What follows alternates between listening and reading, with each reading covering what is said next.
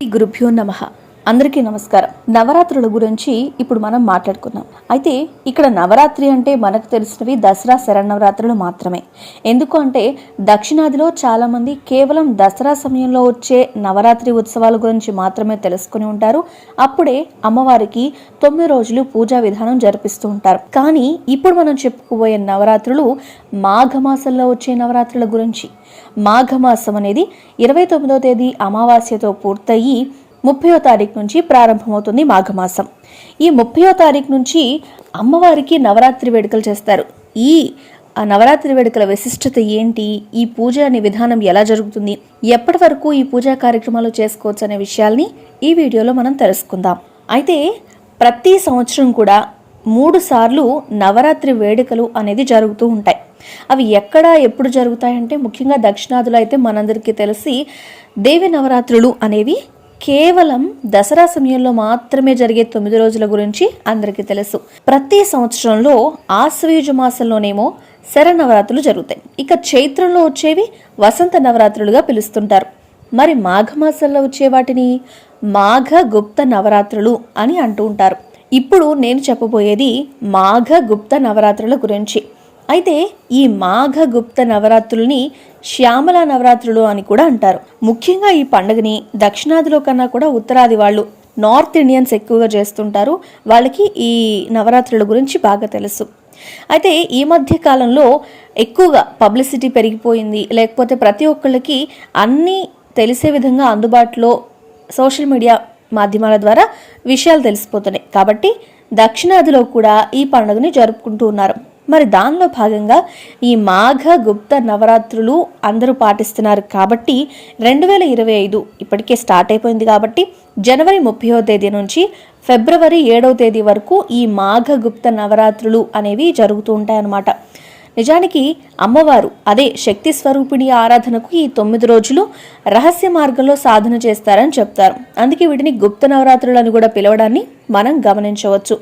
ఇక దసరాల్లో వచ్చే శరన్నవరాత్రుల్లో అమ్మవారిని రోజుకో రూపంలో ఎలా అయితే పూజిస్తారో ఈ మాఘమాసంలో వచ్చే ఈ గుప్త నవరాత్రుల్లో కూడా శ్యామలాదేవిని 9 రూపాల్లో అలంకరించి పూజిస్తారు. అయితే శ్యామలాదేవి గురించి మనం కొన్ని విషయాలు తెలుసుకుందాం. భండాసురుణ్ణి చంపాలి అని ఆది పరాశక్తి లలితాదేవిగా ఉద్భవించింది. అమ్మవారే లలితా పరమేశ్వరి శ్రీ లలితాదేవిగా ఉద్భవించడం జరిగింది. లలితా సహస్రనామంలో మనం చూస్తే కనుక ఈ ఉద్భవం గురించి, ఈ యుద్ధం ఎలా జరిగిందనే దాని గురించి క్లియర్గా శ్లోకాల రూపంలో ప్రతి ఒక్కళ్ళు పారాయణ చేస్తూనే ఉన్నారు. అయితే బ్రహ్మాది దేవతలను మళ్ళీ సృష్టించే క్రమంలో శ్యామలాదేవిని సృష్టించింది లలిత అమ్మవారు. ఇలా సృష్టించిన శ్యామలాదేవిని ప్రధానమంత్రిగా ఆవిడ నియమించడం జరిగింది. ఎవరు? లలితాదేవి. అందుకే శ్యామలాదేవిని మహామంత్రిని అని స్తుతిస్తూ ఉంటారు. అయితే శ్రీ మహావిష్ణువుకి 10 అవతారాలు ఉన్నాయని మనందరికీ తెలుసు. అదే విధంగా అమ్మవారికి కూడా 10 రూపాలు ఉన్నాయి. అయితే ఈ 10 రూపాలని ఉపాసించే విధానాలనే దశమహావిద్యలు అని పిలుస్తారు.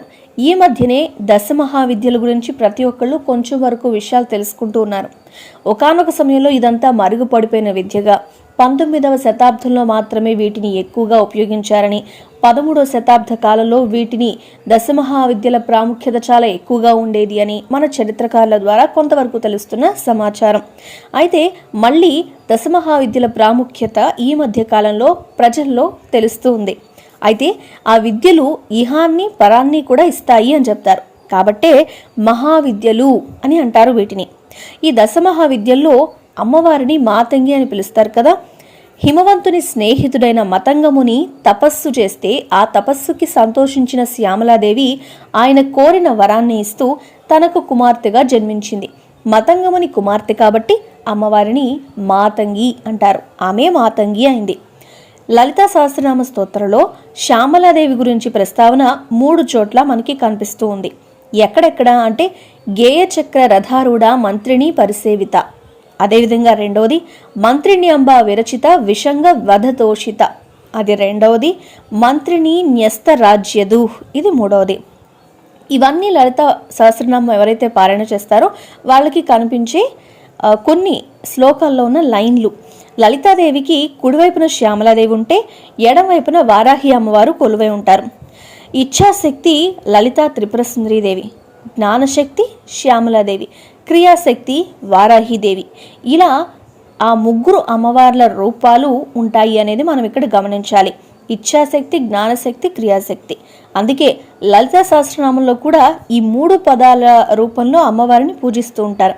ఇచ్ఛాశక్తి, జ్ఞానశక్తి, క్రియాశక్తి స్వరూపిణి అనే నామంతో పూజిస్తూ ఉంటారు కదా, అదే వీటి అర్థం. శ్యామలాదేవిని పూజిస్తే విద్య, ఉద్యోగంలో ఉన్నతి లభిస్తుంది. అంతేకాకుండా సంగీత సాహిత్యాల మీద పట్టు కూడా వస్తుంది. వీటన్నింటితో పాటు వాక్ శుద్ధి. ప్రతి మనిషి జీవితంలో వాళ్ళు మాట్లాడే మాట చాలా విలువైనదని, నోరు బాగుంటే ఊరు బాగుంటుందని, నాలుకకు పదను పెడితే ఎలాంటి వాళ్ళైనా సరే మారతారు అని చాలామందికి తెలుసు.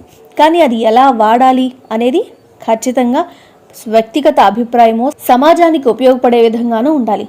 అందుకే కావాల్సిందేంటి? వాక్ శుద్ధి. ఎప్పుడు, ఎక్కడ, ఎవరితో ఎలా మాట్లాడాలి అనే జ్ఞానం, ఇవన్నీ కూడా ప్రసాదించేది శ్యామలాదేవి.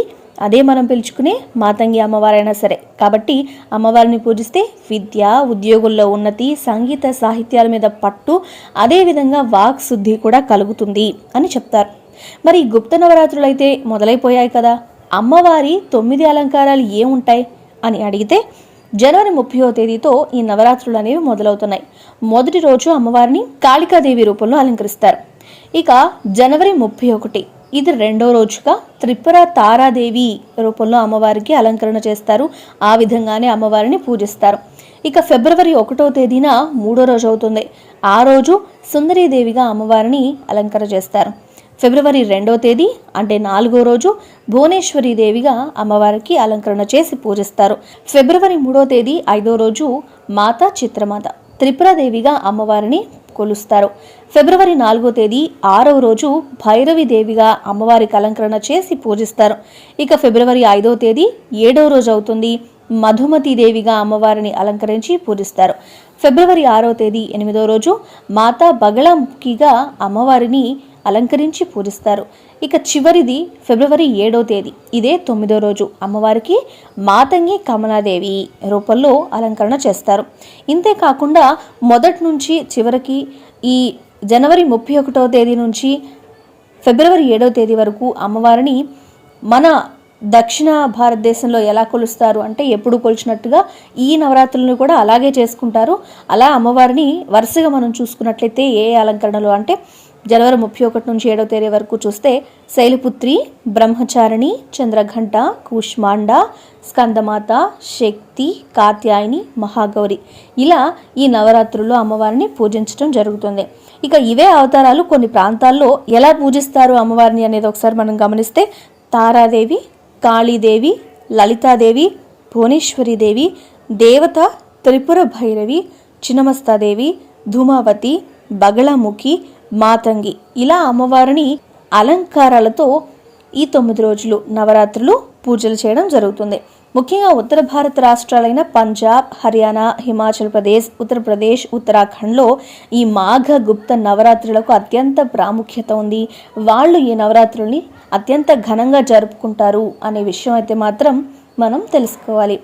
ఈ నవరాత్రి విశేషాలు మీకు నచ్చినట్లయితే ఈ వీడియోని లైక్ చేయండి, మీకు తెలిసిన వాళ్ళకి షేర్ చేయండి, అదేవిధంగా మా ఛానల్ని సబ్స్క్రైబ్ చేయండి. Thanks for watching.